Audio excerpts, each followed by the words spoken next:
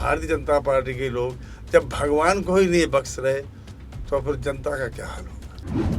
अच्छा, आपने कहा कि सत्ता के लिए सिर्फ सरकार है। सत्ता तो हर कोई चाहता है, समाजवादी पार्टी सत्ता में नहीं आना चाहती। समाजवादी पार्टी सत्ता में आना चाहती है, समाजवादी पार्टी सत्ता में रही है।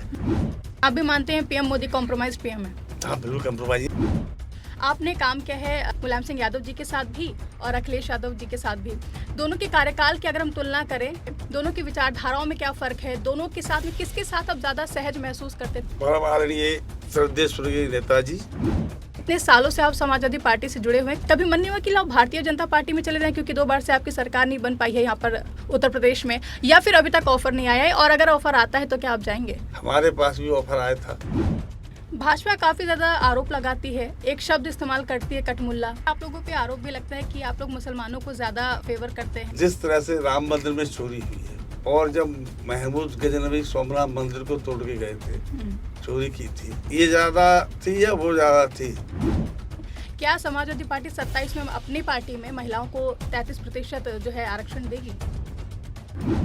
जब अखिलेश यादव जी प्राण प्रतिष्ठा कार्यक्रम में नहीं जाते तो फिर उनको राम विरोधी कहा जाता है। अब जो राम प्रेमी हैं, उन्हीं की सरकार में, उन्हीं के बनाए गए मंदिर में इतना बड़ा घोटाला सामने आ जाता है। ये राम प्रेमी और राम विरोधी की जो लड़ाई है जनता के सामने खुलती हुई नजर आ रही है। आप क्या कुछ कहना चाहेंगे? जनता को क्या संदेश देना चाहेंगे? पूरी समाजवादी पार्टी न भगवान राम की विरोधी है, न भगवान कृष्ण की विरोधी है। तो अखिलेश यादव जी प्राण प्रतिष्ठा में क्यों नहीं गए थे? जब मैंने आपसे कहा कि भगवान को मानना है तो आत्मा से मानो, मन से मानो। तो फिर चले जाते हैं अगर प्राण प्रतिष्ठा में, तो क्या हो जाए? ऐसी कोई बात नहीं है। धर्म की राजनीति काम करती है कि नहीं, क्या मानते हैं आप? कर्म प्रधान विश्व जस राखा, जो जस करे सो तस फल चाखा। 27 में क्या लगता है, वापसी होगी? 27 में समाजवादी पार्टी के राष्ट्रीय अध्यक्ष परमवादी श्री अखिलेश यादव जी मुख्यमंत्री बनने जा रहे हैं। पेपर लीक जिस तरीके से हो रहे हैं, क्या रोक पाएगी समाजवादी पार्टी?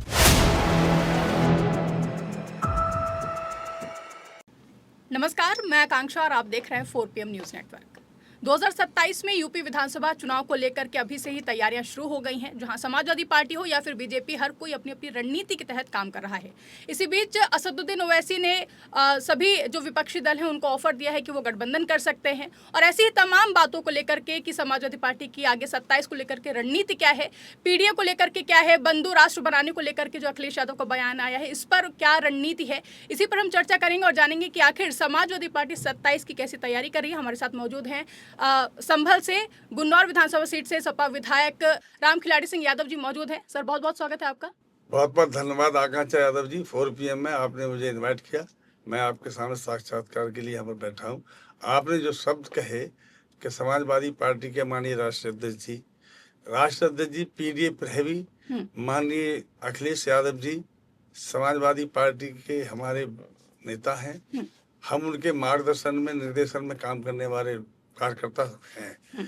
देखिए, आपने कहा कि ओवैसी साहब की अपनी जो विचारधारा है वो हर प्रदेश में हर जगह चुनाव लड़ते हैं।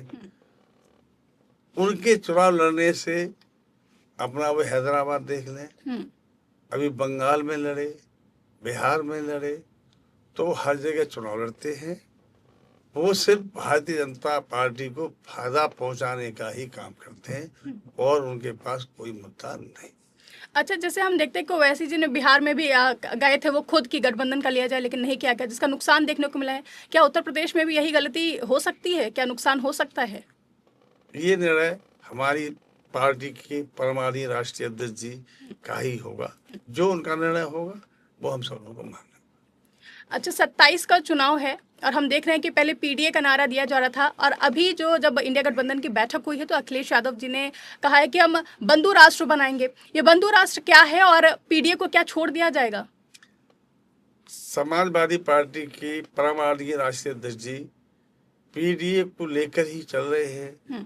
पीडीए को ही लेकर के हर विधानसभा क्षेत्र में जन जागरण अभियान चलाया जा रहा है। पीडीए पूरे देश की बहुत बड़ी ताकत है और माननीय राष्ट्रीय अध्यक्ष जी की सोच है कि हम पीडीए के माध्यम से हर वर्ग को इकट्ठा करें और उसको एक मजबूत स्तंभ के रूप में स्थापित करें। अच्छा, आपने जिक्र किया पीडीए का नारा बहुत लंबे समय से दिया जा रहा है। अक्सर हम देखते हैं, अभी ओपी राजभर का भी बयान सामने आया था, उन्होंने कहा था कि ये एसी और पीसी नेता हैं। इस बयान को किस तरीके से देखते हैं, क्योंकि हम देखते हैं कि अखिलेश जी जो है ट्वीट बहुत करते हैं और उसको लेकर के काफ़ी आलोचनाओं का सामना करना पड़ता है। क्या ट्वीट के माध्यम से ये आवाज़ उठाई जाएगी या फिर सड़कों पर भी समाजवादी उतरेंगे? क्योंकि जाना जाता है समाजवादियों को कि सड़क पर उतरेंगे, लाठी खाएंगे और आवाज़ बुलंद करेंगे, लेकिन अब वो दिख नहीं रहा है ज़्यादा।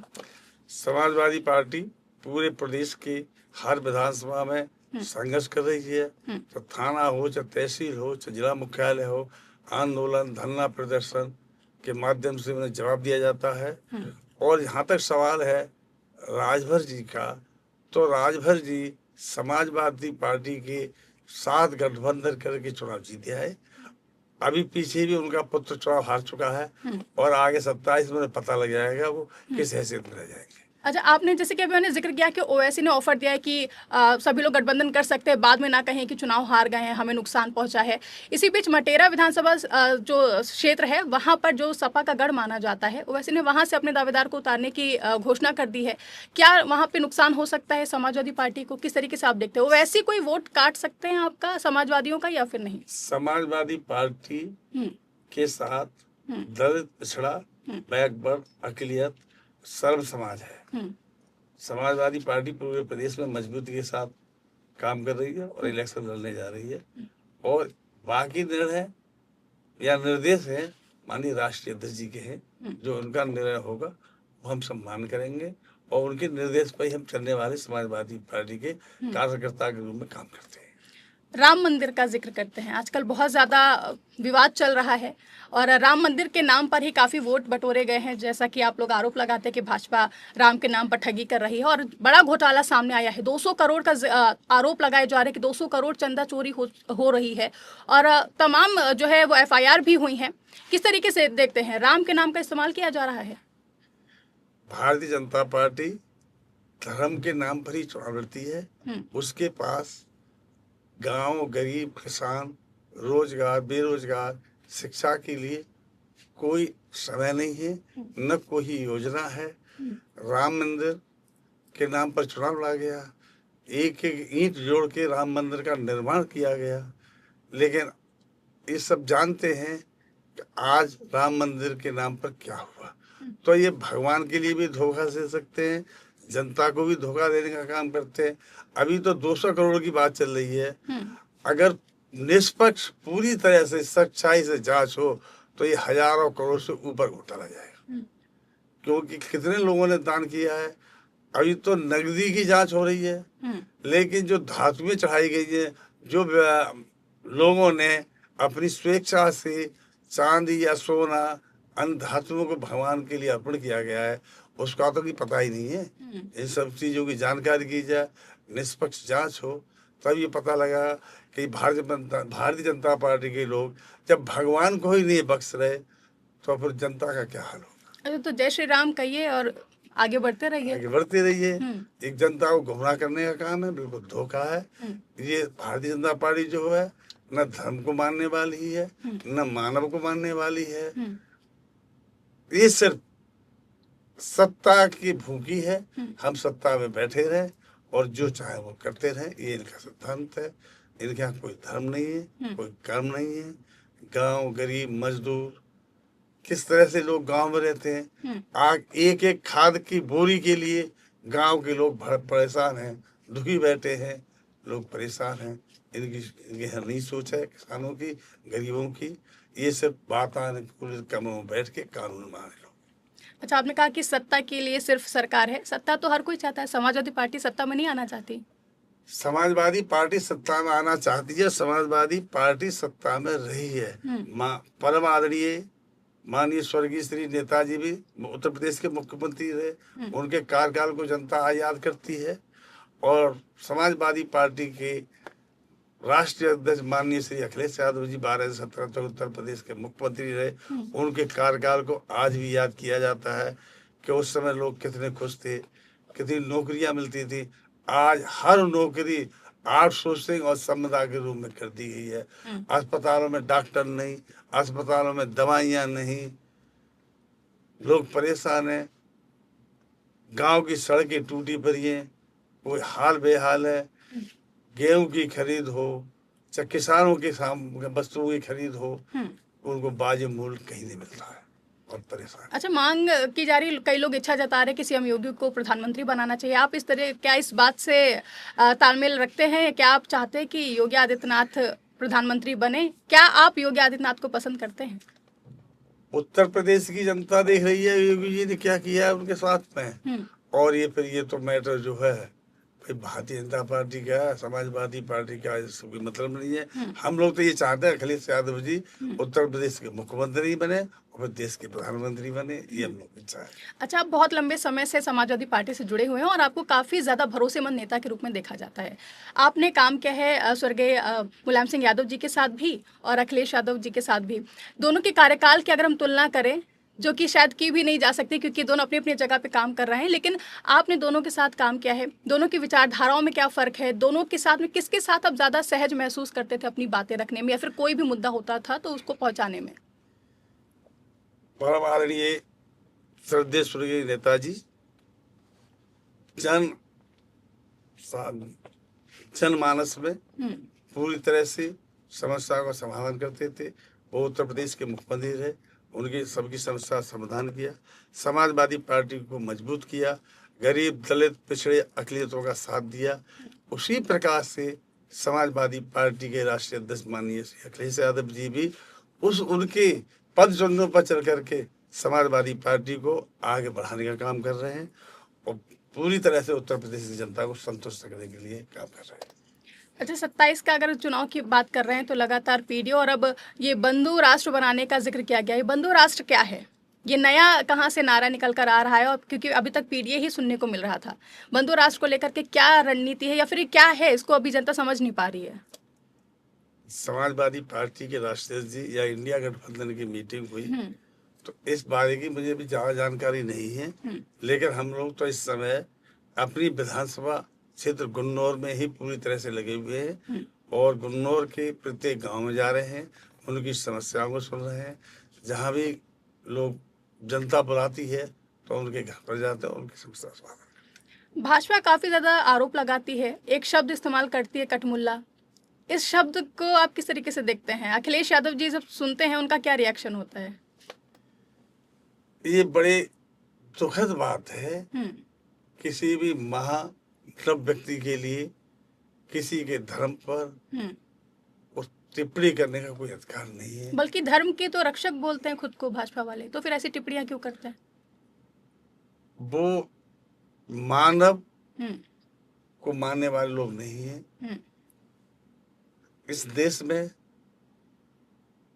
सनातन धर्म के हिसाब से मानते हैं, 4 युग हैं, सतयुग, त्रेता, द्वापर, कलयुग।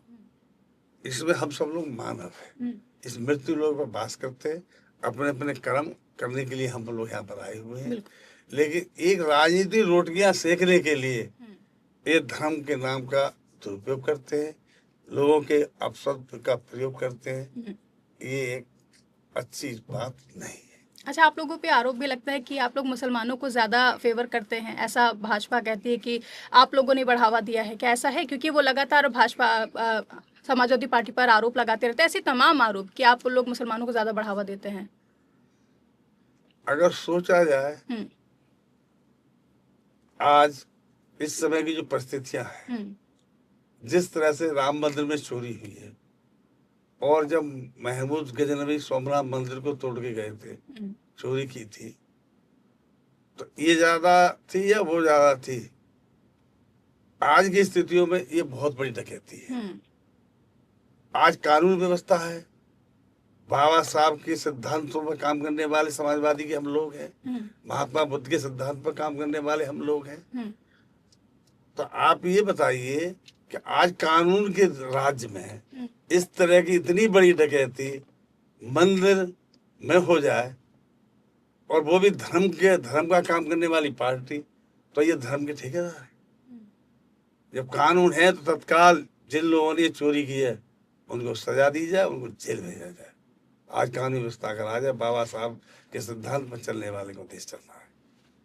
अपने संविधान को नहीं मानते, कानून को नहीं मानते, एक सिर्फ अपनी मोनोपोली चलाने वाले लोग हैं। वो तो नारा देते हैं सबका साथ सबका विकास का।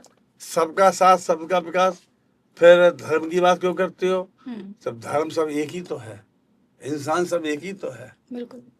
आप बताइए, जब मनुष्य का जन्म होता है तो आप देखिए, हम लोग हम्म, जन्म लेके आते तो शकल हम लोग की एक ही जैसी होती है, कोई अंतर नहीं होता है। तो अंतर तो है ही आगे हुआ है ना। तो ये बहुत बड़ी चीज है कि इसमें जो बंटवारा करने का काम किस लोगों ने किया है। ये बंटवारा नहीं है, हम लोग मानव को मानने वाले लोग हैं, हम मनुष्य का सम्मान करने वाले लोग हैं, हम इस भारत की संस्कृति में पैदा हुए लोग हैं, हम कानून व्यवस्था को मानने वाले लोग हैं। योगी जी तो कहते हैं एक रहेंगे तो सेफ रहेंगे, तो आप कह रहे हैं कि बंटवारा करते हैं, बांटने वाले लोग हैं। वो तो नारा दे रहे हैं कि एक एक तो रहेंगे जब सेफ। रहे तो आप फिर विच्छेदन क्यों करते हो? आप धर्म की बात ही मत करिए, सब समाज की बात करिए। समाज सब हमारा है, सब एक है, हिंदू मुस्लिम सिख ईसाई सब आपसे भाई भाई। हम्म। करिए। आपको क्या लगता है क्यों भाजपा या जितने भी भाजपा नेता हैं, मुख्यमंत्री की बात कर लें या फिर तमाम बड़े नेता, मुसलमानों से इतनी नफरत क्यों करते हैं? उनका चुनावी मुद्दा हम्म, बंटवारा चाहते हैं। हम्म, समाजवादी पार्टी के नेता या हमारी व्यक्तिगत राय है, हम 85% और 100% को एक रखना चाहते हैं। हम्म, ये 80-20 का नारा देना चाहते हैं। इस देश में ना कोई 80 है ना कोई 20 है, सब एक समाज है, एक लोग हैं, एक मानव जाति है, उसको हम मानने वाले लोग हैं। और धर्म और जाति पर आधारित हम विश्वास करने वाले लोग स्वयं नहीं है। अच्छा, महिला आरक्षण बिल को लेकर के काफी विवाद देखने को मिला था। 33% जो फीसदी वो आरक्षण देने की बात कर रहे हैं। क्या समाजवादी पार्टी 27 में अपनी पार्टी में महिलाओं को 33% जो है आरक्षण देगी? क्या आप सीट बंटवारे में जब टिकट बंटवारे की बारी आएगी वहां पर महिलाओं की भागीदारी ज्यादा देखने को मिलेगी? समाजवादी पार्टी के परम आदरणीय नेताजी राष्ट्रीय अध्यक्ष रहे, हम्म, मुख्यमंत्री रहे, हम्म, आज दुनिया में नहीं, हम उनके लिए नमन करते हैं। लेकिन 33% का उन्होंने ये कहा था कि हम महिलाओं को अपनी पार्टी में टिकट देने के तैयार हैं। हम्म, तब ये बात टली गई। आज भी समाजवादी पार्टी के परम आदरणीय राष्ट्रीय अध्यक्ष माननीय अखिलेश यादव जी है, वो भी तैयार है कि महिलाओं को 33% आरक्षण दीजिए, हम सहमत हैं।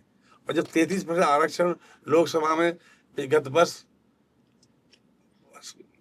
पेश हो गया, कानून बन गया, अब कौन सी नई बात थी आने की?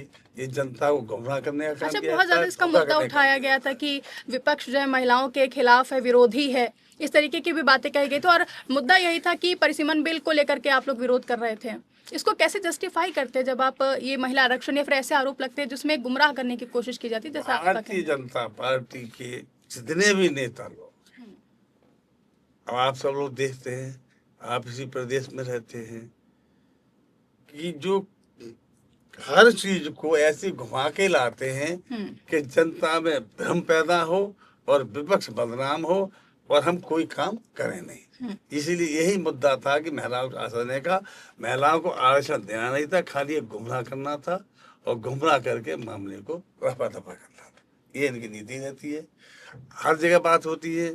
उत्तर प्रदेश में आज अपने महंत योगी अम्बेडकर महाराज जी बार बार कहते हैं, बड़ी बात तो यही कि अब एक राजमाता शंकराचार्य से बच्ची है। मांगा जा रहा है प्रूफ कि आप शंकराचार्य हैं, ये आप प्रूफ करें, वो भी उस ये प्रूफ पार्टी की विपक्ष तरफ को कोई से। नहीं मान सकता है। शंकराचार्य है। लेकिन बीजेपी की तरफ से तो मांगा गया है ना कि कितने आरोप proof लगाए गए, करें। सब झूठे निकले, अब सब लोग भाग गए।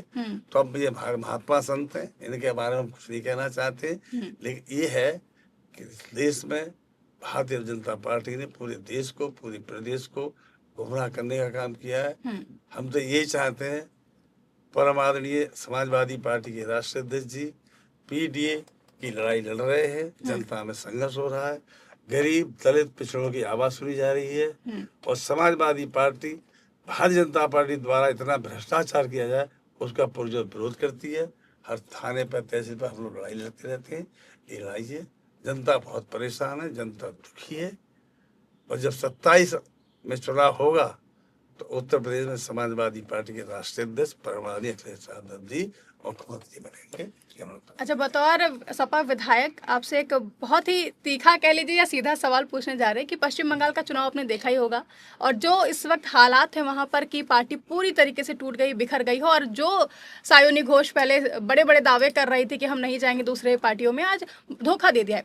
एक सवाल आपसे यह है कि इतने सालों से आप समाजवादी पार्टी से जुड़े हुए हैं, कभी मन नहीं हुआ कि जैसे कि 2017 में आप चुनाव हारे भी थे एक दफा, तब कभी मन नहीं हुआ कि लो भारतीय जनता पार्टी में चले जाएं, क्योंकि 2 बार से आपकी सरकार नहीं बन पाई है यहाँ पर उत्तर प्रदेश में, या फिर अभी तक ऑफर नहीं आया है, और अगर ऑफर आता है तो क्या आप जाएंगे?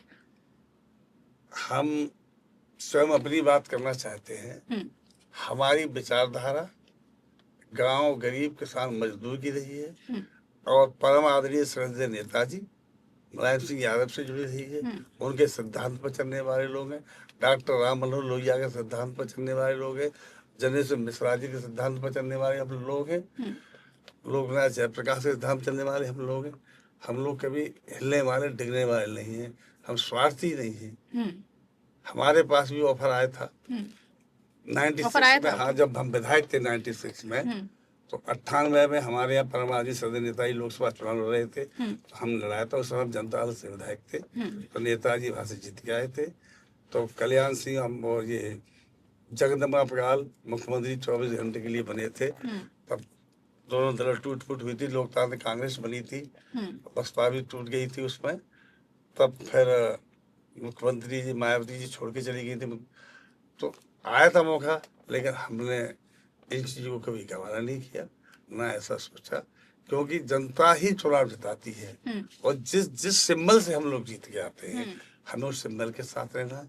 हमें नेताजी के साथ दिया और नेताजी के साथ थे। आज हम परम आदरणीय अखिलेश जी के साथ हैं। हम न इस लालच में आते हमारे, हम साइकिल के सिंबल पर जीत के आते हैं। तो साइकिल के सिंबल पर जब जनता वोट डालती है, तो अगर हम दल बदल के जाएंगे तो वो धोखा हमारी विधानसभा की जनता के साथ होगा। ये हमारी आत्मा कभी गवाही नहीं दे सकती। उम्मीद करते हैं आप अपनी बातों पे ऐसे ही खरे उतरे रहें और जनता का भरोसा ना टूटे। आपने मायावती जी का जिक्र किया, क्या अनबन ऐसी है कि दोनों इस कदर अलग हुए कि अब साथ एक दूसरे के नहीं आना चाहते? और अभी हमने हाल ही में देखा था कि कांग्रेस सांसद तनुज पुनिया गए भी थे मुलाकात करने, लेकिन मुलाकात नहीं हो पाई थी। इंडिया गठबंधन ने जिस तरीके से एकजुटता दिखाई है कि 27 में कांग्रेस और सपा मिलकर चुनाव लड़ेगी, क्या सीटों को लेकर के अनबन देखने को मिल सकती है? और मायावती के साथ क्या दोबारा अखिलेश यादव जी की जोड़ी वो देखने को मिल सकती है? ये समाजवादी पार्टी के परमादी राष्ट्रीय अध्यक्ष जी हमारे नेता हैं, वो मालिक हैं। वो जो निर्णय करेंगे वो हम लोग स्वीकार करते हैं। तो इतने बड़े निर्णय लेने के लिए इतने बड़े नेता हम कहाँ हैं? बिल्कुल निर्णय तो नहीं ले सकते हैं आप, लेकिन कुछ तो अंदर तैयारियां चल रही होंगी, क्योंकि 27 का चुनाव 7-8 महीने ही बचे हुए हैं। कुछ तो तैयारियां हो रही होंगी कि कांग्रेस के साथ कितनी सीटें कांग्रेस को देनी है, कितनी नहीं देनी, क्योंकि हमने जब देखा था उपचुनाव हुए थे तो वहां पर काफ़ी एक भी सीटों पर नहीं लड़ी थी कांग्रेस, बस बोला था कि साथ देंगे। लेकिन जो अनबन देखने को मिलती है, अभी अजय राय ने भी बोल दिया था कि हम एक साथ रहते हैं, मतलब ये अनबन खुलकर सामने आती है। दूसरी तरफ कहा जाता है एक साथ चुनाव लड़ेंगे। ये अनबन कब खत्म होगी? कांग्रेस, समाजवादी पार्टी, ये निर्णय समाजवादी पार्टी के परम आदरणीय श्रद्धेय अखिलेश यादव जी है मौजूद, और उधर कांग्रेस से राहुल गांधी जी हैं, प्रियंका जी हैं। सब बैठ के अपने आप तय करेंगे हम क्या करना है। ये हम लोगों का विषय ही नहीं है, ना हम इस विषय पर सोच सकते हैं। लेकिन दोनों के बीच में इतनी क्यों खटास देखने को मिलती है? एकदम से साथ भी दिखते हैं, फिर एकदम से अलग भी हो जाते अभी हैं। सब तो कुछ मीडिया वाले भी हैं, कुछ और लोग भी करते रहते हैं, लेकिन ऐसा मेरे मन से तो कुछ नहीं। चंदा चोरी पे फिर से वापस आएंगे। जब अखिलेश यादव जी उसमें प्राण प्रतिष्ठा कार्यक्रम में नहीं जाते तो फिर उनको राम विरोधी कहा जाता है। अब जो राम प्रेमी हैं, उन्हीं की सरकार में, उन्हीं के बनाए गए मंदिर में इतना बड़ा घोटाला सामने आ जाता है।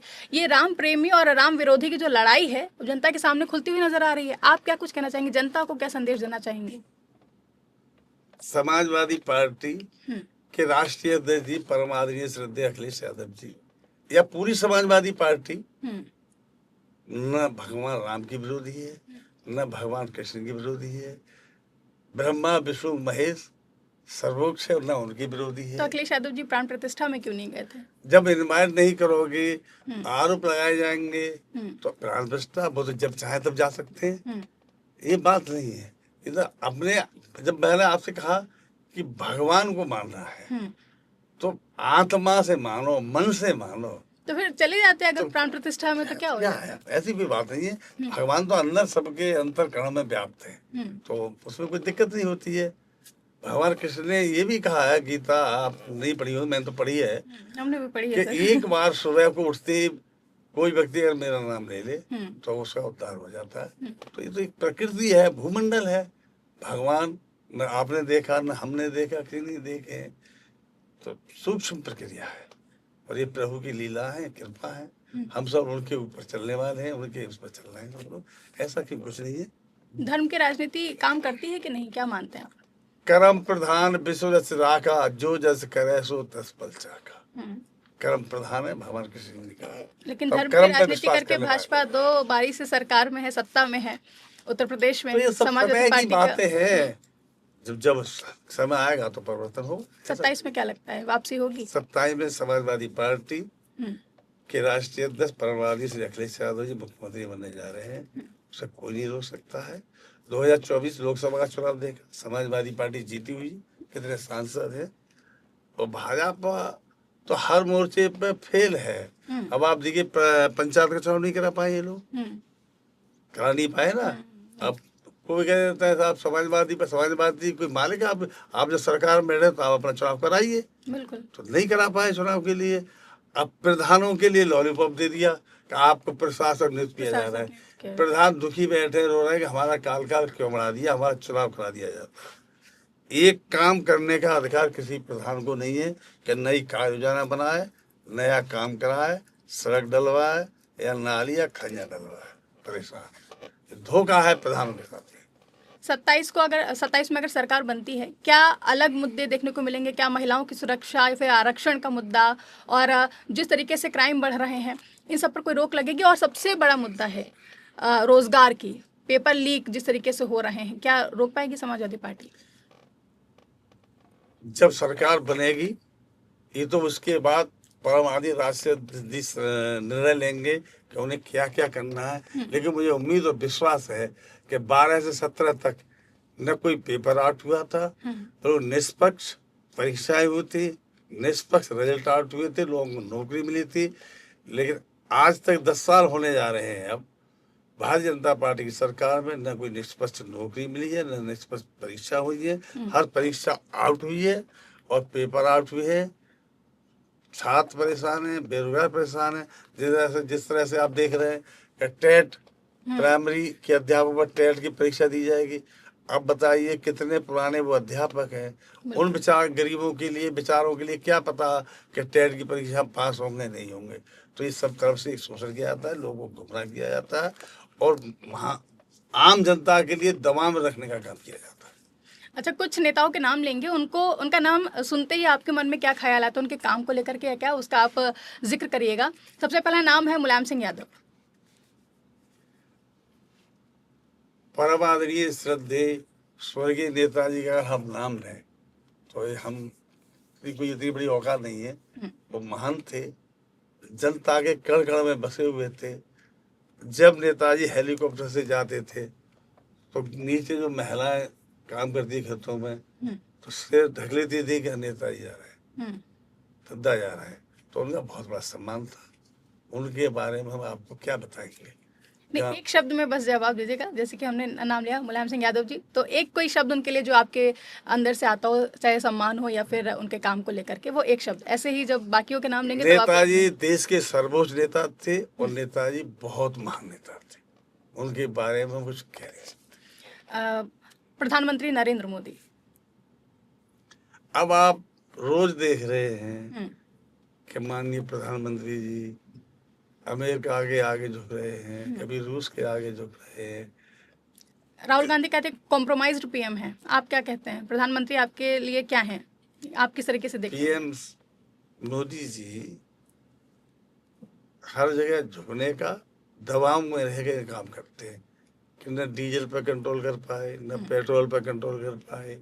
आप भी मानते हैं पीएम मोदी कॉम्प्रोमाइज्ड पीएम है? हाँ बिल्कुल कंप्रोमाइज है। जब ट्रम्प के साथ समझौता है, रूस के साथ समझौता है, हर जगह समझौता ही समझौता है। अच्छा, राहुल गांधी अपने कांग्रेस के नेता है, काम कर रहे हैं, ठीक काम कर रहे हैं, नौजवान है, आगे बढ़ेंगे। आपको क्या लगता है उनकी जो मेहनत जितनी वो कर रहे हैं रंग लाएगी? न मेहनत कर रहे, वक्त तो आएगा, वक्त बदलते देर नहीं लगती है, अब समय लगेगा। सीएम योगी आदित्यनाथ, वो हमारे प्रदेश के मुख्यमंत्री जी, उनका कार्यकाल कैसा लगता है? हमारी नजर में कार्यकाल योगी जी का आप देख रहे हैं, कंट्रोल नहीं है। अधिकारी बेलगाम है। आपको क्या लगता है, क्या सीएम योगी के पास पूरी उनको छूट दी गई है कोई भी डिसीजन लेने के लिए, या फिर ऊपर से कोई सुपर पावर उनको कंट्रोल करती है? क्या वो प्रदेश के लिए खुद के मन से कोई फैसला ले पाते हैं, या फिर उनको ट्रेन किया जाता है?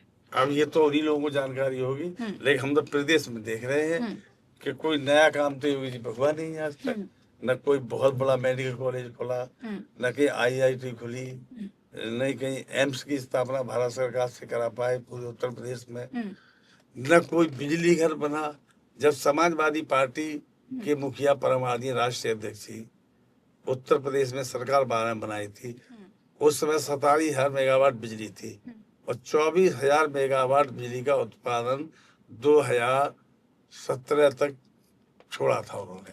उसके बाद 24,000, उसके बाद बिजली का न कोई उत्पादन हुआ, न कोई फैक्ट्री लगी, न कोई बड़ा कारखाना लगा, और इसलिए बिजली की क्राइसिस चल रही है। और फिर बिजली जो मंत्री जी हैं, उनके चेयरमैन उनकी बात को नहीं सुन रहे। तो इससे तो आप ये लगा लीजिए कि क्या है इस प्रदेश में, कौन किसकी सुन रहा है। अधिकारी हावी है, प्रशासन हावी है। क्या कहना चाहेंगे? तो नेता है हमारे, उनके बारे में क्या कहना है हमारे लिए? नेताजी का काम पसंद आता है, हमें नेताजी का पसंद था, या फिर डर के मारे कोई बात नहीं बोली जाती है? डर की क्या बात है, वो हमारे नेता है, तो नेता तो नेती है, हमारे नेता है। माले के समाजवादी पार्टी हमारे नेता है, वो जननायक है। केजरीवाल जी को कैसे देखते हैं आप?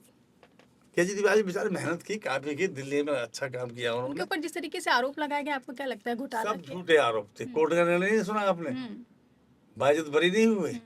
अच्छा, कहा जाता है कि जो सरकारी मशीनरी उनका दुरुपयोग किया जाता है। आपको क्या लगता है कि किसी भी नेता को दबाने के लिए, झुकाने के लिए उनका ईडी और सीबीआई का तो इस्तेमाल ये किया स्पष्ट जाता है? है, ये तो अब आप सब देख रहे हैं। कहाँ नहीं होता ईडी सीबीआई, तो राहुल बंगाल में गांधी नहीं को हुआ, चोरी का बिहार में प्रूफ नहीं नहीं हुआ, दे पाते हैं, सब तो जगह कैसे जनता यकीन करे? तो आरोप लगाया जाता है, परेशान किया जाता और क्या कहता है, जेल नहीं हो जाता। देखिए केजरीवाल जी जेल गए, झारखंड में जब चुनाव आया तो शिबू सोरेन जी जेल गए, ममता जी के साथ में कोई कमी नहीं छोड़ी गई। 2,80,000 फोर्स लगाया गया, केंद्र सरकार फोर्स 2,80,000 नहीं लगा, 2,80,000 फोर्स बहुत होता है। बिल्कुल। आजम खान जी पर जिस तरीके से कार्रवाइयां की जा रही हैं, क्या आजम लगता है खान उनको साहब भी इसी तरीके से दबाने की कोशिश की बिल्कुल जाए? सच्चाई है, आजम खान साहब उनके बिल्कुल ऊपर तो कई आरोप सिद्ध कई भी हुए आरोप हैं। झूठे, हम्म, अगर किताब की कोई चोरी होती है, बकरियों की चोरी होती है, हम्म। ये झूठे मुकदमे लगाए। हमारे यहाँ पे बातचीत करने के लिए आए भी हुए थे, और जिस दिन वो आए उससे के अगले दिन शायद फिर से उनकी गिरफ्तारी हो गई थी। तब उन्होंने कहा था कि कुछ भी हो सकता है। कुछ वो सच्ची बात है, उनके साथ अन्याय हो रहा है। बहुत बहुत धन्यवाद आपका। तो ये थे हमारे साथ सपा विधायक रामखिलाड़ी सिंह यादव जी। आपको कैसी लगी चर्चा, कमेंट करके हमें जरूर बताइएगा, और ऐसी ही तमाम बड़ी खबरों के लिए आप बने रहिए और देखते रहिए 4PM न्यूज़ नेटवर्क।